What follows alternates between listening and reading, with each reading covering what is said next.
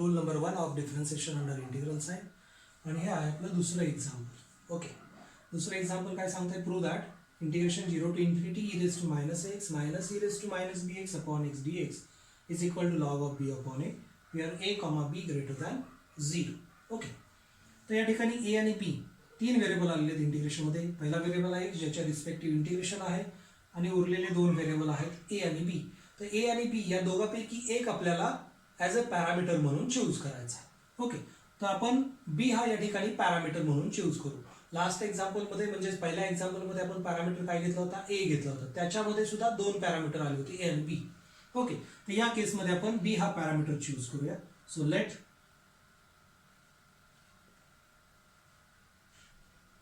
I of b equal to integration 0 to infinity e raised to minus x minus e raised to minus bx divided by x dx.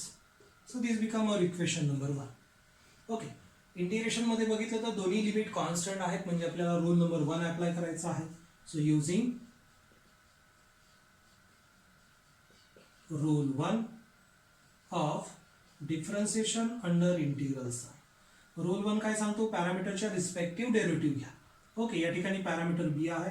So derivative of I of b with respect to b equal to integration 0 to infinity partial derivative with respect to b of e raise to minus x minus e raise to minus b x divided by x dx.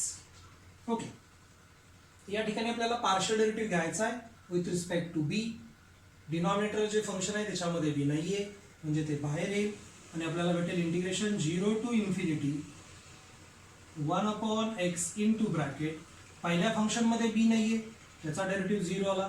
दुसऱ्या फंक्शनमध्ये बी आहे. Exponential फंक्शनचा derivative exponential फंक्शनच असतो, सर्वांना माहीत आहे.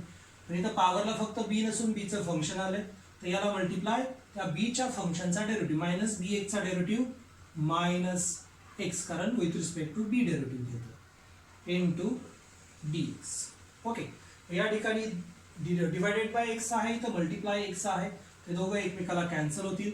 Okay, कारण 0 मधून वजा केलं तर हे टोटल टर्म उरणार आहे. So this become integration 0 to infinity function उरलेलं आहे minus into minus plus e raise to minus b x dx. Okay, आणि मग e raise to minus b एक्सचे इंटिग्रेशन आपण इझिली लिहू शकतो. So derivative of I of b with respect to b is equal to integration of e raise to minus b x become e raise to minus b x upon minus B with limit x is equal to 0 to infinity. Okay, मग याच्यामध्ये limit put करा, आपल्याला भेटेल e raise to minus infinity upon minus b minus e raise to 0 upon minus b. Okay, आपल्याला माहित आहे e raise to minus इन्फिनिटीची value 0 असते, म्हणजे पहिली टर्म झाली 0 आणि दुसरी term minus e raise to 0 ची value 1 upon minus b. So we get 1 upon B. Since integration e raise to x plus b dx is equal to e raised to ax plus b divided by a. हे integration इथे use केलेलं आहे. Okay, आणि हे लक्षात ठेवा, e raised to minus infinity 0 e raised to 0 1. Okay, तर या पद्धतीने आपल्याला derivative of I of b with respect to b याची व्हॅल्यू भेटलेली आहे 1 अपॉन. ओके, आपलं टार्गेट आहे आय ऑफ बी फाइंड करणं. इंटिग्रेशन फाइंड करणं म्हणजेच आय ऑफ बी फाइंड करणं, त्याची व्हॅल्यू आली पाहिजे लॉग ऑफ बी अपॉन. या ठिकाणी काय आलेलं आहे? त्याचा डेरिव्हेटिव्ह आलेला आहे. डेरिव्हेटिव्ह नको आहे म्हणजे आपल्याला याला इंटिग्रेट करावं लागेल. So integrating with respect to b, कारण with respect to b derivative आहे. So we get integration of d I of b divided by d b is equal to integration 1 upon b d. Integration आणि derivative एकमेकाचे inverse function आहेत, ते cancel होतील आणि उरेल I of b is equal to 1 upon b चे integration log b plus constant of integral c. हे असेल आपलं इक्वेशन नंबर 2. ओके, आता आपलं टार्गेट असणार आहे कॉन्स्टंट सी फाइंड करायचं, कारण आय ऑफ बी म्हणजे काय आहे, डेफायनेट इंटिग्रल आहे. डेफायनेट इंटिग्रल मध्ये कॉन्स्टंट येत नाही. ओके, आर्बिट्ररी कॉन्स्टंट त्याच्यामध्ये नसतोय. या कॉन्स्टंट सी ची व्हॅल्यू फाइंड करायची आहे आणि ती व्हॅल्यू फाइंड करण्यासाठी आपल्याला बी हा पॅरामीटरची व्हॅल्यू चूज करावी लागते.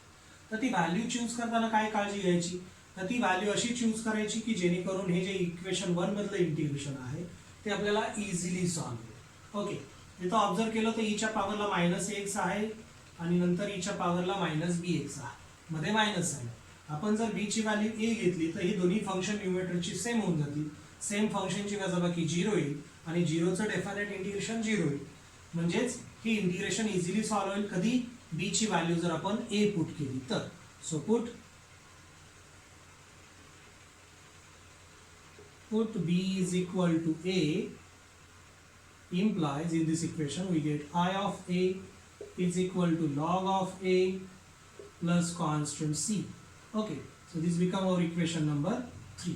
Now put, आता आपलं टार्गेट आहे आय ऑफ ए फाइंड करणं आणि त्याच्यासाठी मदत घ्यायची इक्वेशन 1 ची. So put b is equal to a in equation 1. Equation 1 मध्ये ती b ची व्हॅल्यू a पुट करूया.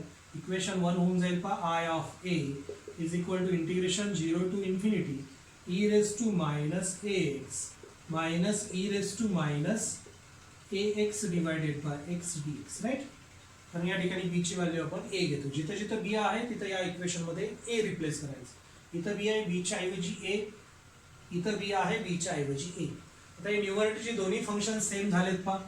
ओके, तर त्यांची वजाबाकी 0 येणार आहे. 0चं डेफिनेट इंटिग्रेशन 0 असणार. या पद्धतीनं आय ऑफ ए ची व्हॅल्यू आपल्याला 0 भेटलेले आहे. तर ती व्हॅल्यू आपल्या इक्वेशन 3 मध्ये पुट करायची. So put in equation 3. So 3 become I of A is 0 is equal to log A plus constant C. Okay, आणि मग या पद्धतीने आपल्याला C ची व्हॅल्यू मिळेल. C is equal to log A with minus. हा log A लेफ्ट साइडला shift करा, तो पॉझिटिव्ह आहे, लेफ्ट साइडला गेल्यानंतर निगेटिव्ह. आणि आता ही मिळालेली C ची व्हॅल्यू मायनस A ही इक्वेशन 2 मध्ये पुट करायची. Put in equation 2. ओके, ही व्हॅल्यू इक्वेशन 2 मध्ये पुट करूया. इक्वेशन 2 होऊन जाईल पा. So this become equation 2. I of b is equal to log b आणि सी ची व्हॅल्यू आलेली आहे मायनस लॉग ए. ती व्हॅल्यू आपण इथं पुट केली, ते झालं मायनस लॉग ए.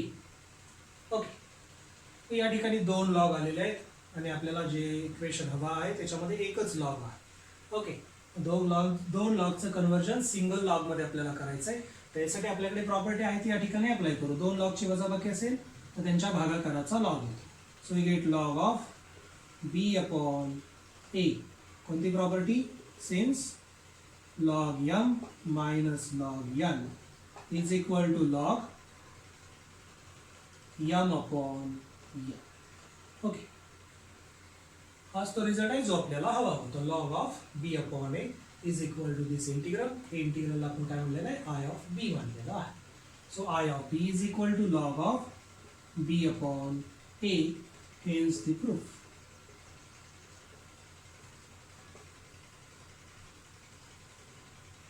ओके, तर एकदा ऑब्झर्व करा प्रिव्हियस स्टेप वरून नेक्स्ट स्टेप कशा पद्धतीने आलेली आहे. Okay, thank you.